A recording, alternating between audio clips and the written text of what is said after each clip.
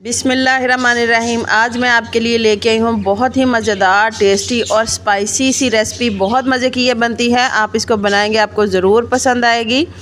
थोड़े से मुनफरिद अंदाज में मैंने इनको बनाया है। बहुत टेस्टी, बहुत ज़बरदस्त। आप इसको अफ्तारी में बनाएं, मेहमानों के लिए आप अफ्तारी बनाएं, आप उसके अंदर इस रेसिपी को बना सकते हैं। बहुत ईजीली है, बहुत ईजी इसका मेथड है। आप इससे आसानी से बना सकते हैं। अस्सलाम वालेकुम व्यूवर्स, खुश रहें, आबाद रहें। चले जी, आज की हम अपनी रेसिपी स्टार्ट करते हैं।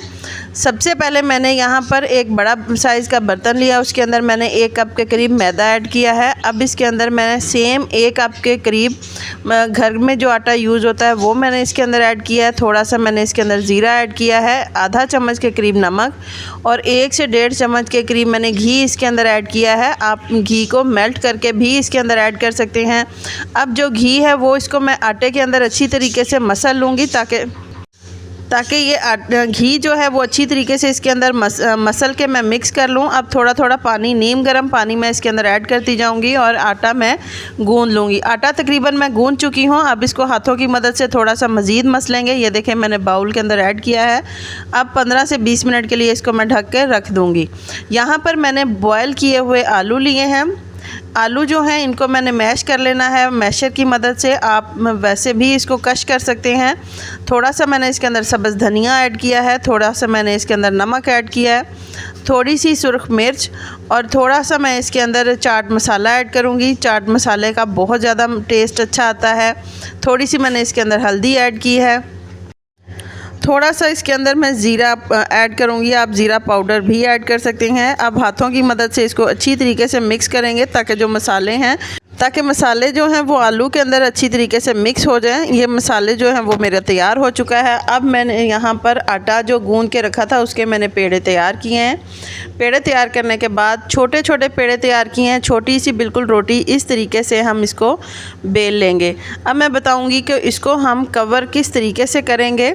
यहाँ पर रोटी जो है इसकी साइड पर मैंने आलू का मसाला रखा है और पिज़्ज़ा कटर की मदद से एक साइड से जो रोटी है उसको मैं इस तरीके से कट लगाती जाऊंगी और ब्रश की मदद से, यहाँ पर मैंने एक ब्रश लिया है, उसकी मदद से मैं इसके ऊपर पानी ऐड करूँगी, पानी लगाऊंगी। इसके ऊपर हम जो डो बना के रखते हैं वो बिल्कुल भी नहीं लगाएंगे, नहीं तो वो उसका जो है तरीका वो बहुत अजीब सा हो जाएगा। यहाँ पर इसको अब मैं लपेटती जाऊँगी। इस तरीके से इसको हम रोल कर लेंगे। साइडों पर जो बच गया है आटा उसको मैंने कटर की मदद से इस तरीके से मैंने उतार लेना है। ये देखिए, बेहतरीन सी शेप में हमारे समोसे तैयार हो चुके हैं। अब मैं एक और आपको इसी तरीके से करके दिखाती हूँ कि ताकि आपको मेथड जो है वो अच्छी तरीके से समझ आ जाए।